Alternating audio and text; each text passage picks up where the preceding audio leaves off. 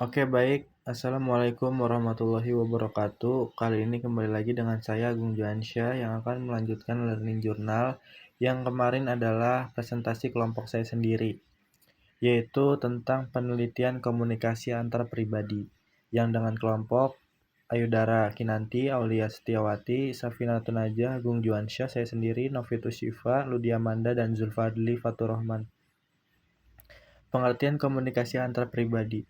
Mulyana Sylvie Hanani mengatakan bahwa komunikasi antar pribadi adalah komunikasi antara orang secara tatap muka yang memungkinkan setiap pesertanya menangkap reaksi orang lain secara langsung. Komunikasi antar pribadi merupakan pertemuan dari paling sedikit dua orang yang bertujuan untuk memberikan pesan dan informasi secara langsung. Joseph De Vito mengartikan komunikasi antar pribadi ini sebagai proses pengiriman dan penerimaan pesan antara dua orang atau di sekelompokkan kecil orang dengan berbagai efek atau umpan balik seketika. Lalu tujuan komunikasi antar pribadi ialah mengkomunikasikan secara jelas apa yang kita sampaikan, menciptakan kesan yang kita inginkan, atau mempengaruhi orang lain sesuai dengan kehendak kita. Adapun ciri-ciri komunikasi antar pribadi yaitu yang pertama keterbukaan, yaitu adanya kesediaan antara dua belah pihak untuk membuka diri dan mereaksi kepada orang lain, merasakan pikiran dan perasaan orang lain. Lalu adanya empati dan komunikator, yaitu suatu penghayatan terhadap perasaan orang lain atau turut merasakan apa yang dirasakan orang lain. Yang ketiga adanya dukungan dan partisipasi, dan keempat rasa positif, dan yang kelima kesamaan.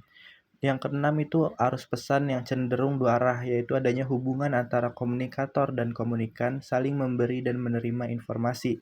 Lalu yang ketujuh ada tatap muka. Yang delapan tingkat umpan balik yang tinggi. Yang kesembilan interaksi minimal dua orang, yaitu bahwa dalam komunikasi antar pribadi sekurang-kurangnya melibatkan dua orang. Dan yang terakhir 10 yaitu adanya akibat yang disengaja maupun yang tidak disengaja, direncanakan atau tidak direncanakan, yaitu suatu akibat yang ditimbulkan dari komunikasi antar pribadi sebagai akibat dari berbagai banyak informasi yang diperoleh. Adapun unsur-unsur komunikasi antar pribadi yaitu yang pertama komunikator, yang kedua pesan, yang ketiga komunikan, yang keempat saluran, yang kelima konteks, lalu yang keenam umpan balik, ketujuh keakraban, delapan saling mempengaruhi, sembilan komunikasi verbal dan non-verbal, dan yang kesepuluh empati. Adapun teori-teorinya yaitu yang pertama self theory disclosure, dan yang kedua teori atribusi, yang ketiga teori penetrasi sosial, yang keempat teori pandangan produk duck and sense, lalu yang kelima teori perspektif pertukaran. Adapun metode penelitian komunikasi adalah metode penelitian kualitatif dan kuantitatif.